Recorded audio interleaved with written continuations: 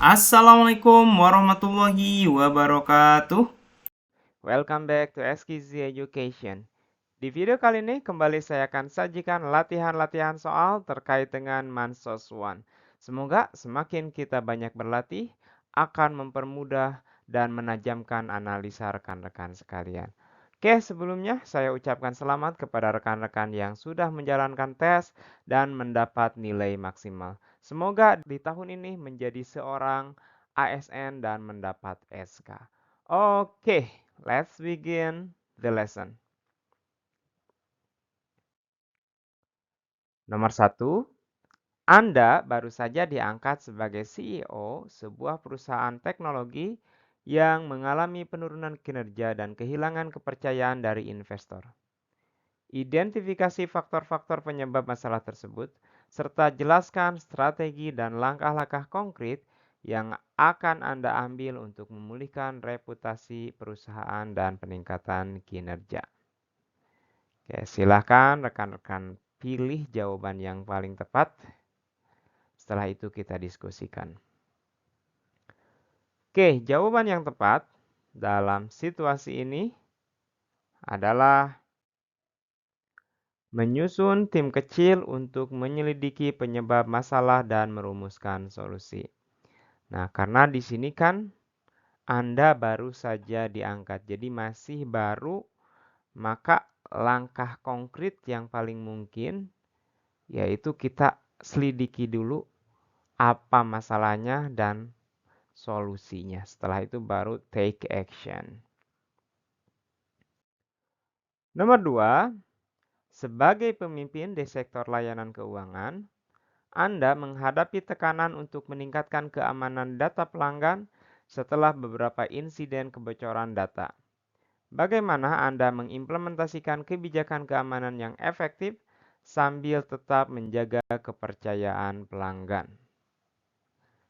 Oke, silahkan dipilih dulu jawaban yang tepat.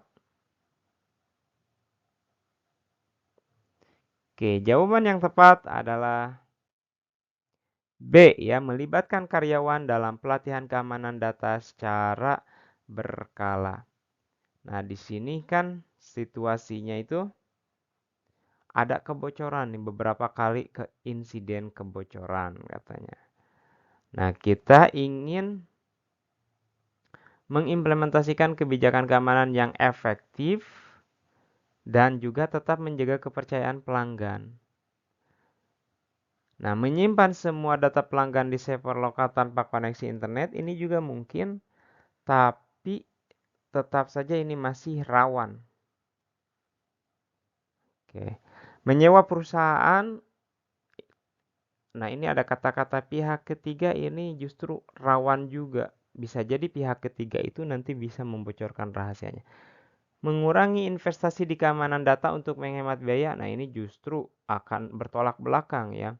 Karena kan di sini justru adanya kebocoran data gitu. Kalau kita kurangi investasi keamanannya justru akan makin rentan gitu. Nah, kalau di sini melibatkan karyawan itu lebih baik karena karyawan itu adalah bagian dari perusahaan sehingga semakin mereka paham itu akan semakin meningkat kemampuan mereka dalam keamanan, dalam menjaga data gitu seperti itu. Oke, nomor 3, dalam sebuah proyek berskala besar, Eko mengetahui bahwa perusahaan memanipulasi laporan keuangan untuk mendapatkan investasi tambahan. Eko merasa dilema karena menyadari bahwa jika dia memberitahu pihak berwenang, banyak orang yang akan kehilangan pekerjaan. Apa yang seharusnya dilakukan Eko?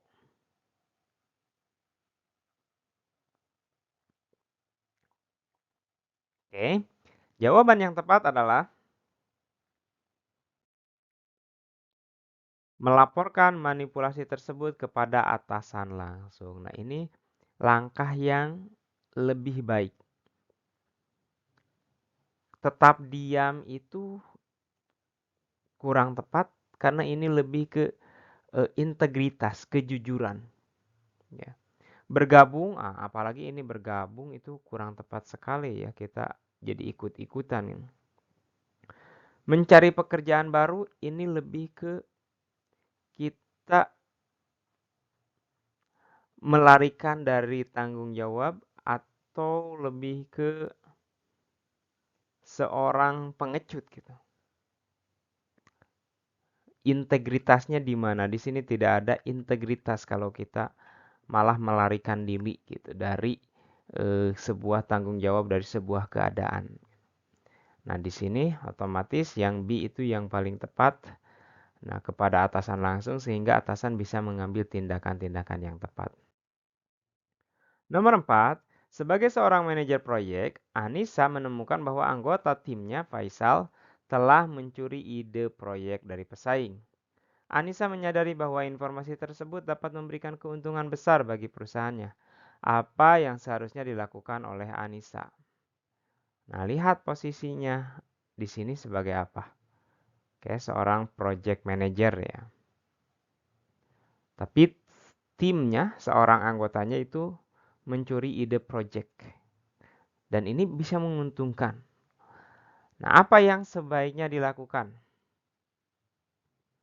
Mendorong Faisal untuk terus melanjutkan tindakan. Nah, ini kurang baiknya. Hal-hal yang negatif jangan kita dorong. Mengabaikan juga tidak abai karena ini sudah jelas pelanggaran gitu ya. Mencuri ide dari pesaing. Memberitahu atasan langsung tentang tindakan Faisal bisa jadi bagus. Menjadi bagian dari upaya pencurian ide untuk keuntungan bersama. Ini juga tidak tepat ya.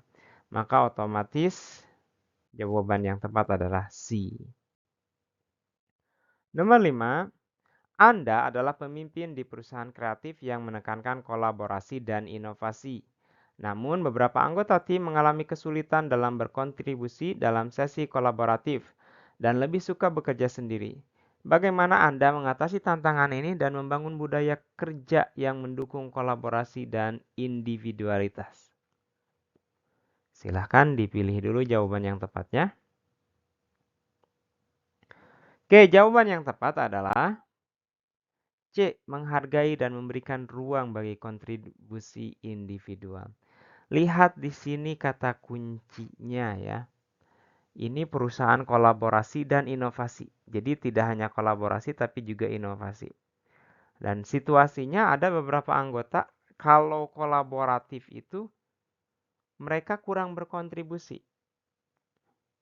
Tapi lebih memilih sendiri. Nah, di sini kata kuncinya nih. Bagaimana Anda mengatasi tantangan ini dan membangun budaya kerja, ada kolaborasi dan ada individualitas juga. Jadi individualitas tidak dilarang di sini. Ada kolaborasinya juga, ada individualitas karena lihat perusahaannya. Nah, oleh karena itu C itu adalah hal yang paling tepat. Jadi menghargai dan memberikan ruang bagi kontribusi individu supaya tetap inovasinya ada gitu. Kalau kita memilih A misalkan memaksakan aturan, ini kurang tepat. Justru di sini kan situasinya kalau kolaborasi itu orang itu sulit untuk berkontribusi karena setiap orang kan memiliki karakter yang berbeda. Jadi individualis tidak masalah, yang penting inovasinya masih ada gitu.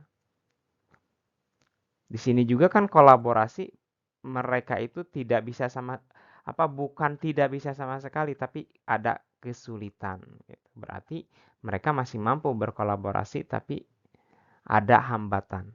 Mengadakan pelatihan kolaborasi untuk semua anggota tim ini bisa saja, tapi di sini tidak ada kata inovasinya. Karena kan di sini nih lihat pertanyaannya ada kolaborasi dan individualis. Menetapkan sanksi bagi, nah ini sanksi sudah jelas kurang tepat gitu. Kalau sanksi-sanksi seperti itu kan lebih ke negatif. Oke, 6. Anda baru saja mengambil alih kepemimpinan di perusahaan tradisional yang mengalami ketertinggalan dalam adopsi teknologi. Tim Anda terdiri dari karyawan dengan berbagai tingkat keahlian dan resistensi terhadap perubahan. Bagaimana Anda sebagai pemimpin merancang strategi transformasi digital yang efektif sambil mempertimbangkan keberagaman dalam tim Anda? Silahkan dijawab. Dilihat dulu opsinya dan pilihlah jawaban yang paling tepat. Oke, jawabannya adalah melibatkan tim dalam perencanaan dan memberikan pelatihan intensif. Nah, ini kenapa pilihannya itu? Ini kan sudah jelas di sini. Yang pertama, mengalami ketertinggalan dalam adopsi teknologi. Itu situasinya.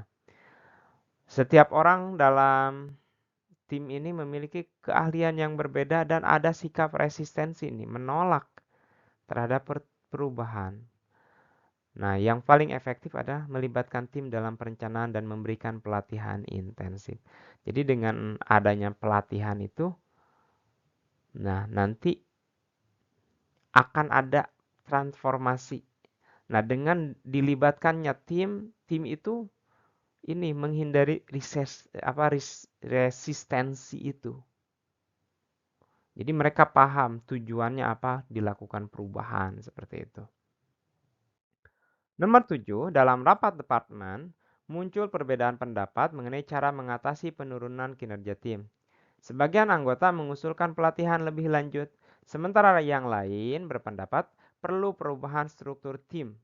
Diskusi tidak menemukan titik temu dan suasana semakin tegang. Pilihlah langkah terbaik untuk menangani perbedaan pendapat ini dan mencapai solusi yang paling efektif untuk meningkatkan kinerja tim. Nah, ini kata kuncinya di sini. Jadi tim itu mengalami penurunan kinerja tim.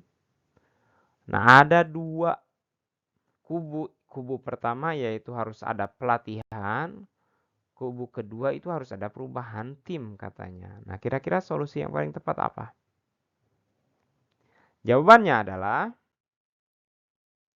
membentuk kelompok kecil yang terdiri dari anggota tim yang memiliki pandangan berbeda untuk mengidentifikasi masalah dan merumuskan solusi bersama. Nah, ini masalahnya kan penurunan kinerja tim. Jadi dari dua kubu itu, dari dua kelompok itu, kita pilih bikin anggota tim untuk mengidentifikasi masalah dan merumuskan solusi bersama.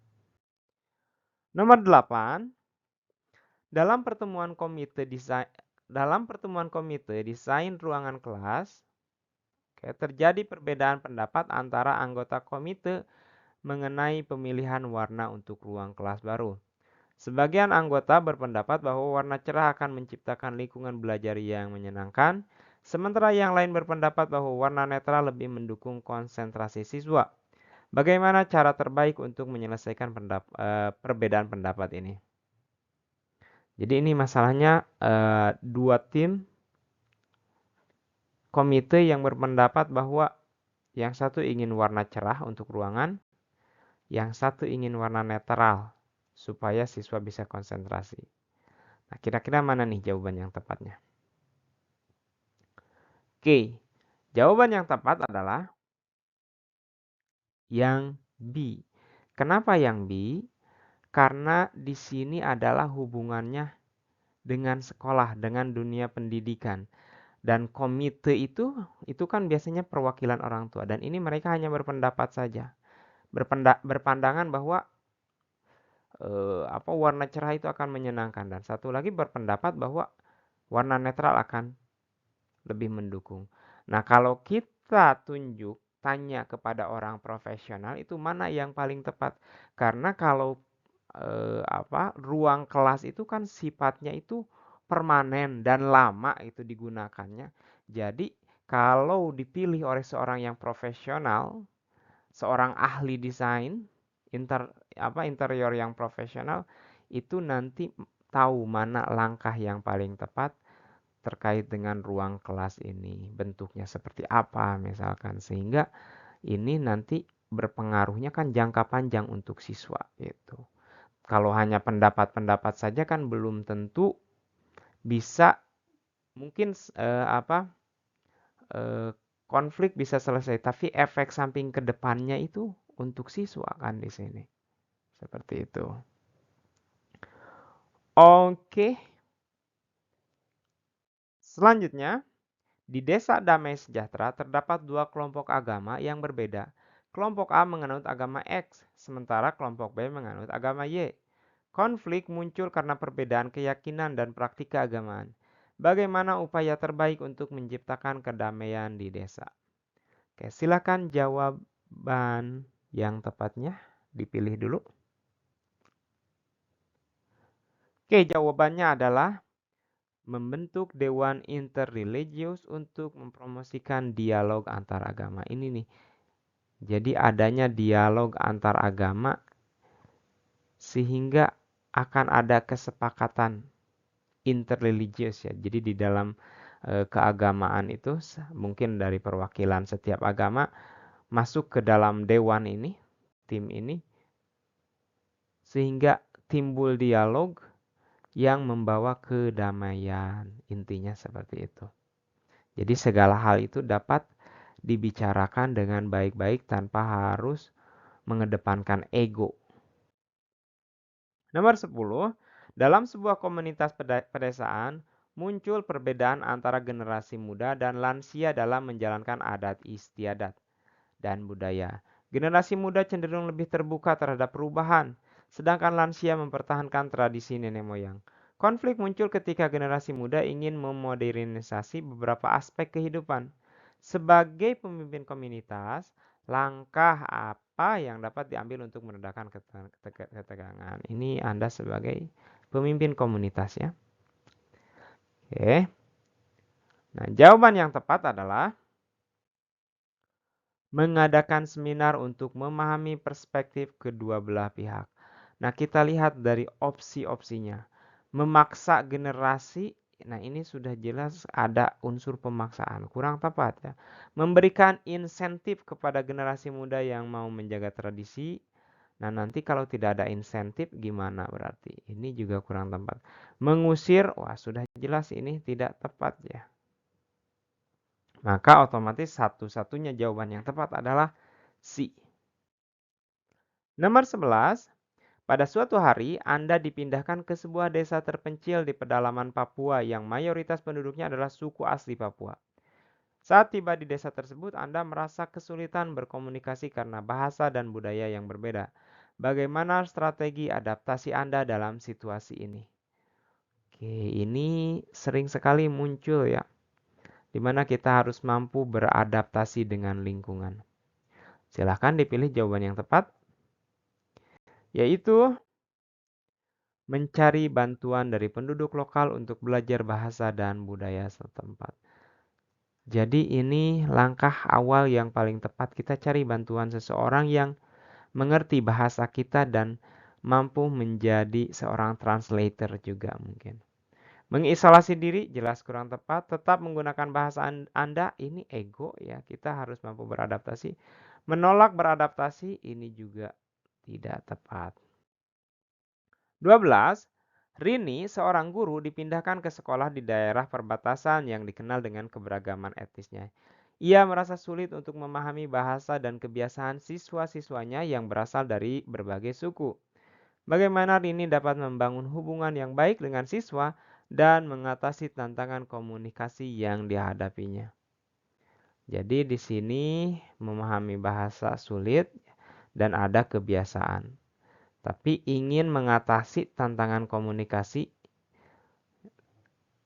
dan membangun hubungan. Jawaban yang tepat adalah belajar beberapa kosakata dasar dalam bahasa dan memahami kebiasaan siswa. Jadi dengan mempelajari bahasa mereka, mereka itu merasa dihargai gitu. Kita tidak harus ego dengan bahasa kita sendiri. Ketika kita di mana langit dijunjung, di situ bumi dipijak, barangkali itu istilahnya ya, pepatahnya. 13. Andi bekerja di sebuah perusahaan teknologi terkemuka. Sebagai pemimpin tim, Andi bertanggung jawab untuk memastikan bahwa setiap anggota timnya dapat mencapai potensi maksimal. Suatu hari, salah satu anggota timnya, Budi, mengalami kesulitan dalam menyelesaikan proyek yang ditugaskan padanya. Andi harus mengambil langkah-langkah untuk memberdayakan Budi dan membantu tim mencapai tujuan proyek. Oke, jadi si Budi itu mengalami kesulitan dalam menyelesaikan tugas proyek. Nah, langkah yang terbaiknya apa? Oke, Anda di sini sebagai pemimpin tim ya.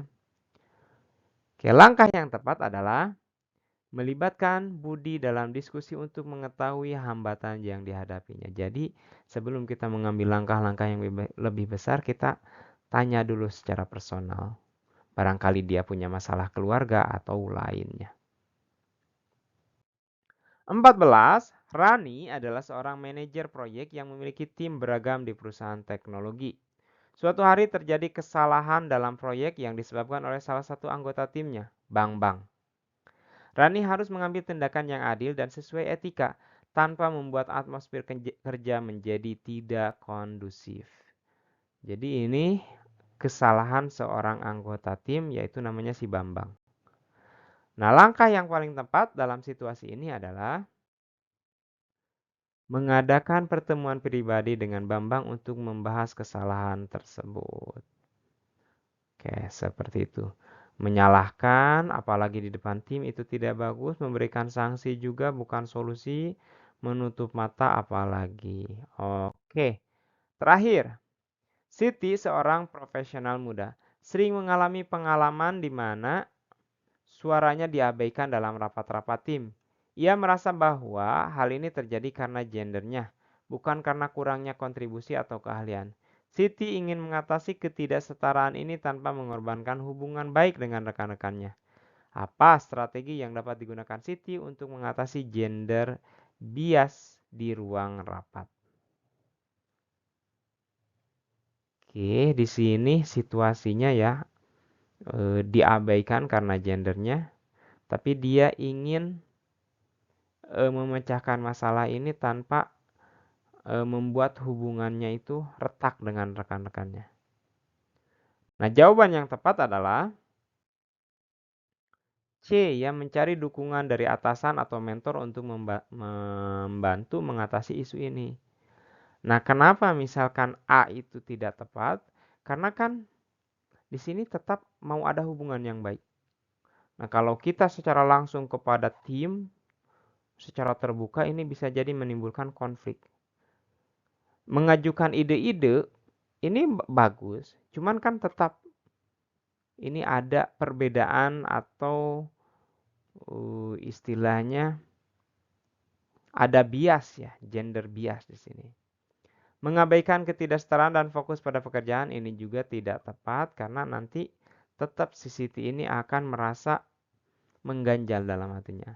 Nah, kalau dari pimpinan, pimpinan itu bisa mengambil langkah-langkah misalkan mengumpulkan semua anggotanya atau memberikan pelatihan tentang kesetaraan gender gitu. Jadi ini lebih punya kekuasaan dan bisa memberikan tindakan-tindakan yang bisa menghindari atau bisa menyelesaikan masalah si Siti ini. Oke, barangkali itu yang bisa saya sampaikan. Semoga informasinya bermanfaat. Semangat terus untuk belajar.